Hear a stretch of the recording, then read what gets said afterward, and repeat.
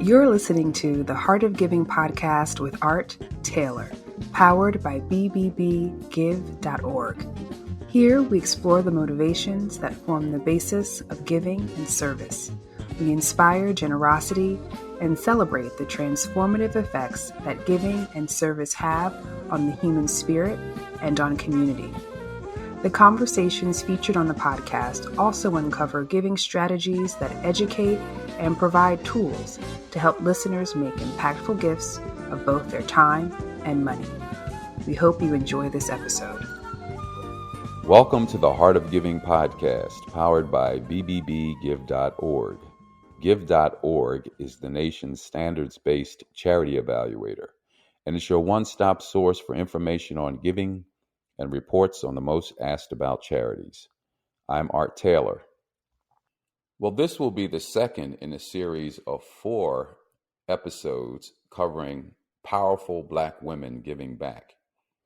We thought we would do this to emphasize the important role that Black women play in philanthropy today and in helping us think about how we can be more impactful citizens and leaders in our organizations. You'll see that the people we feature are going to be from various professions and walks of life, and they all have a really fascinating story to tell about what engaged them in giving back and how they're going about doing it today. And by the way, each of our guests have been previous guests on the podcast. And I want to refer you to the podcast episode in the episode link so that you can go right to that particular podcast and hear the full interview that we've had with each of these wonderful people. In this episode, we're going to hear from Dr. Una Osili, who is the Associate Dean for Research and International Programs, the Ephraimson Chair in Philanthropy, Dean's Fellow at the Mays Family Institute on Diverse Philanthropy. Dr. Helene Gayle, who is the president of Spelman College, recently elected to the board of directors of the Gates Foundation. Angela Williams is the CEO of the United Way Worldwide, and Angela has had an illustrious career in business, government, and nonprofits. I hope you'll enjoy this episode. Dr. Una Osili, Lilly Family School of Philanthropy. So let's just get started by asking first just a little bit about your background and what sort of led you to this sort of chunk of the nonprofit sector. Well, thanks so much for that question. It's always fun to reflect on the whole journey. I was born in New York City and grew up in Nigeria. My mother is American, my father's Nigerian. So I grew up with 2 very different but very important models of generosity. My father was very generous. He educated his siblings and all his relatives, paid for them to go to school, and taught us the importance of lifting up and giving to others. And my mother introduced us to formal opportunities to give and volunteer. As young kids, we volunteered at various neighborhood institutions, including a senior citizens home, and at the time it was called a motherless babies home at very young ages. So I grew up with important models of generosity. And fast forward the tape, when I got to college and in grad school, I had the opportunity to be involved in the nonprofit sector. As a graduate student, I obtained a PhD in economics, and my dissertation looked at collecting data about immigrants to the U.S. and how they were involved in giving back to their countries of origin. So that led me to really a career focused on data in philanthropy. One challenge, as you may realize, is that is still a new area of philanthropy that's still emerging. We have, in the past decade in particular, made a lot of progress on collecting data on new forms of giving in particular, but there's still a lot of questions that remain to be answered. At the Lilly Family School, we host a number of large-scale research projects, Giving USA is one of them, but we also have the Global Philanthropy Indices, which look at philanthropy in more than 80 countries. So I think if you take both of those projects and look at them in their broadest scale, broadest scope, you realize, one, that we've made a lot of progress in data. And I feel pretty excited about the future because there's so many new areas yet to discover. Fantastic. Una, now you and I are connected to something called the Generosity Commission, which has a mission to sort of look into some of the challenges. I am co-chairing the Policy and Government Relations work group for the Generosity Commission, along with my friend John Tyler from the Kauffman Foundation. And we have a robust group of people who will be working over the course of the next couple of years to try to get some answers around what we can do from a policy standpoint to change the trajectory of family giving. And really looking forward to working with those folk. And what can you say about the Generosity Commission to help our listeners really understand what that group is about and how it came about?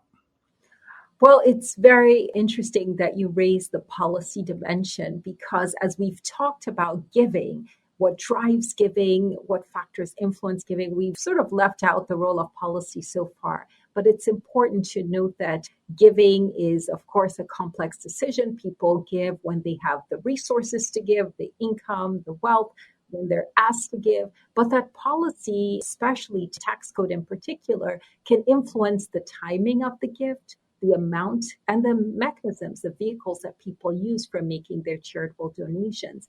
One thing we have been looking at very closely at the Lilly Family School is the role that tax policy has played over time in charitable decisions. In 2017, as many of you know, we enacted the Tax Cuts and Jobs Act, TCJA. And what I think most people probably recognize is that it did change the structure of the incentives that many Americans face around their charitable giving.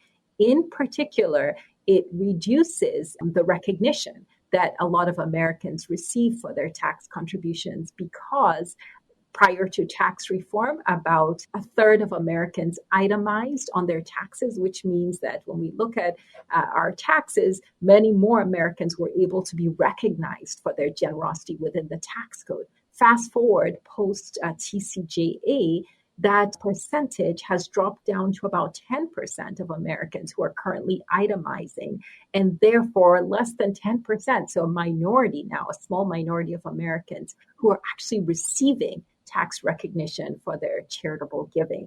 So as we look ahead, one of the, I think, hopeful signs is that with some of the intervention that we had, the CARES Act in 2020, there was this attempt by the U.S. government to start to expand the recognition that more and more Americans are receiving with the 2020 CARES Act for their tax contributions.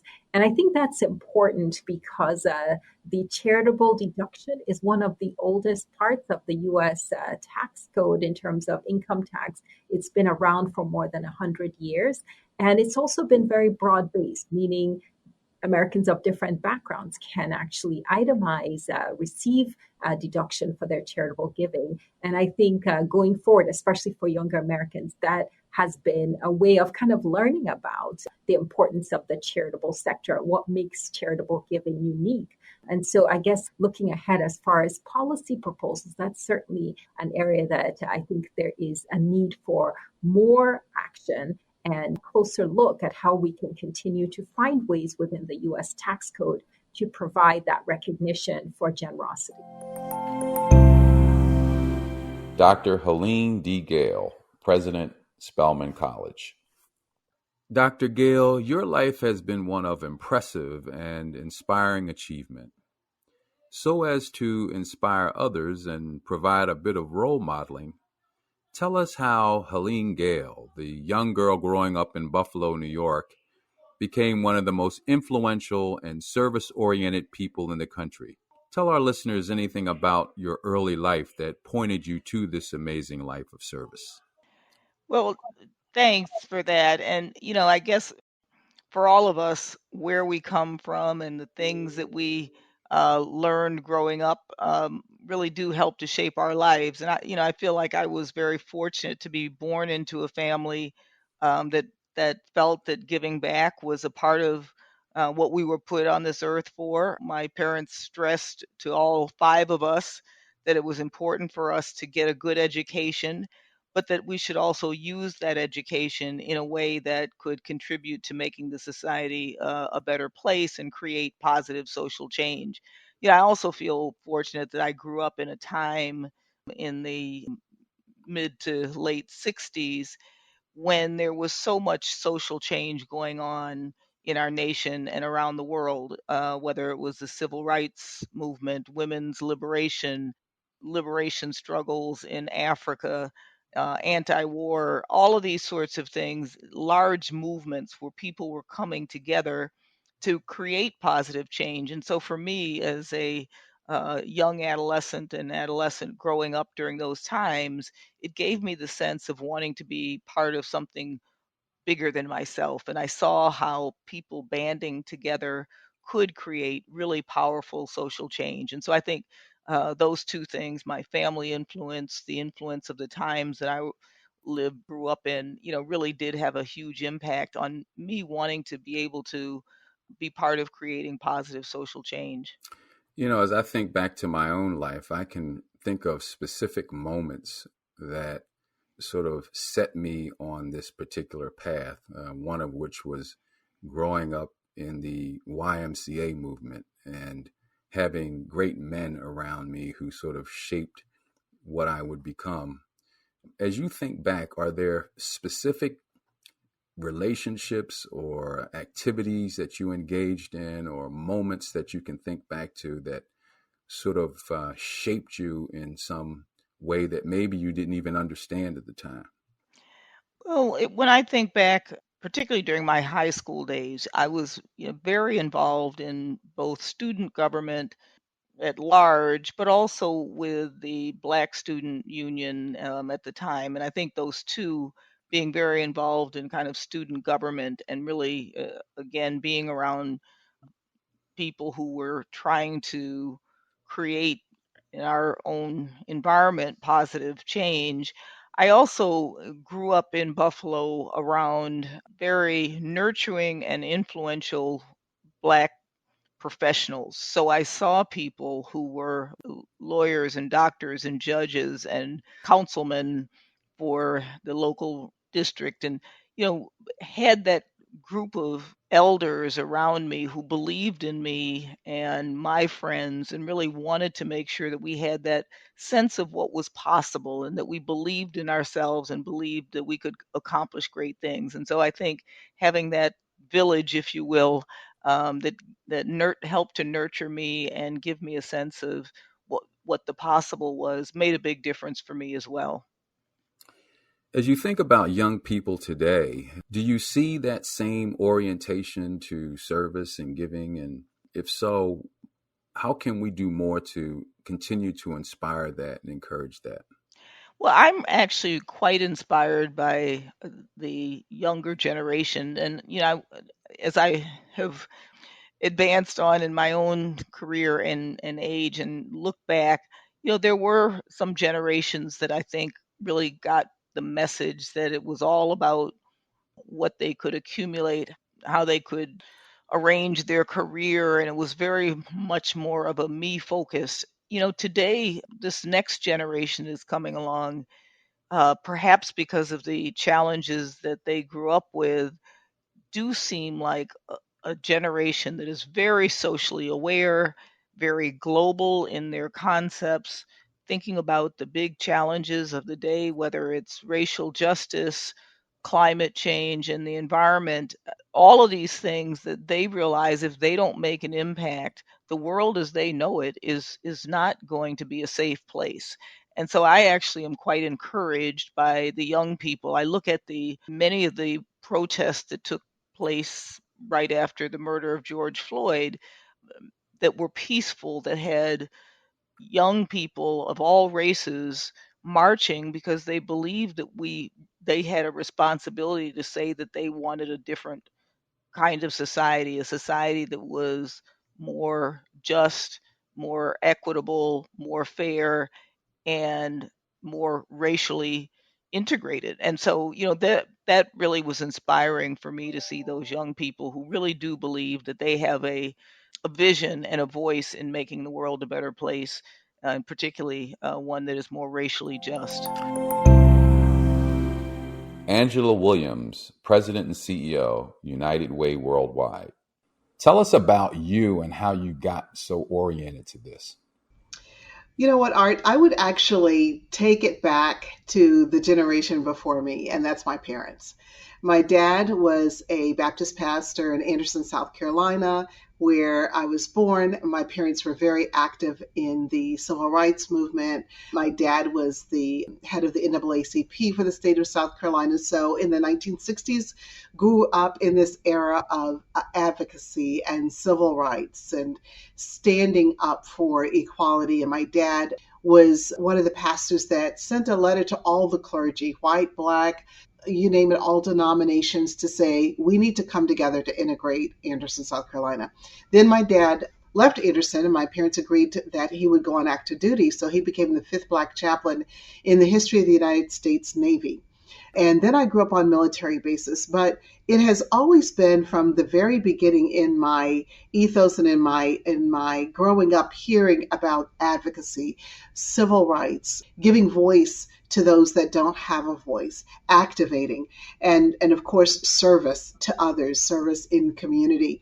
And that has been it's in my DNA. It's who I am. And so regardless of whether I was working in the federal government or whether I was on active duty in the military or whether I was working in the corporate sector, there was always civil engagement. That was part of who I was and my, I would say, extracurricular activity. And then when I discovered when I worked for President Bush and President Clinton on the Katrina Fund, that there is actually a job that I could have, not just as a board member, but and a volunteer, but truly working and living in this space day in and day out. It's been tremendous ever since. Wow. What a career you've had. And you still are in many ways just getting started, which we'll hear about in just a bit. But to our listeners, particularly our young listeners, you can just see how life just has its twists and turns. And we have someone here who's worked in all 3 sectors. You've worked in government, business, and the nonprofit sector. There's not an experience really in any of these sectors that would be particularly foreign to you or even in any way frightening. And so there you are, here you are now leading one of the largest, if not the largest philanthropic organization, legacy philanthropic organization in the country now and in the world, maybe. I just know you're ready for it. And I guess the board of the United Way knew the same. And so how are things going now for you and for the United Way? And I should say for us, given that we depend on you all so much. I am so thrilled to be here with the United Way Worldwide Network, a family of staff and volunteers that really care about what's going on in their local communities. I will tell you, Art, that when I applied for the position, I had somewhat of an understanding of United Way. And like you, growing up in my early career, I signed up to give to the United Way out of through payroll deduction. And in the military, we gave through what's called the Combined Federal Campaign. So I just remember those days of looking at the United Way booklet to see all the various charities that United Way supports. And those relationships, what I have found now that I'm actually here, are still with us, and they are incredible. What I appreciate about United Way is that we have more than 45,000 corporate partners, And then we have thousands and thousands of partnerships with fellow nonprofit agencies around the world. We are a global network, but we're hyper locally focused. And what I appreciate is that we are a trusted advisor because we have so many of these relationships, and we have the ability also with government, for example, to bring people together to the table. We were just on Capitol Hill a few weeks ago for advocacy days, and it was amazing to see congressperson after congressperson, whether it's from the House of Representatives or senators, coming to say how much they appreciate United Way. It was not just Republicans, it wasn't just Democrats, it wasn't just independents. Everybody said, we appreciate working with you. And United Way, our local United Ways, are offering services and in communities in 95% of the United States. I hope you've enjoyed this edition of the Heart of Giving podcast. We're featuring powerful Black women who are giving back. Tune in for our next episode where we'll continue the conversation with 3 additional leaders in our society. Thanks for tuning in. And if you want to support the podcast, please do so by making a donation at give.org, give.org. Thank you for listening. You've just listened to the Heart of Giving podcast with Art Taylor. Be sure to tune in next time for a brand new episode. To listen to our other interviews, visit heartgiving.podbean.com. That's heartgiving.podbean.com. Subscribe to our show on major podcast platforms.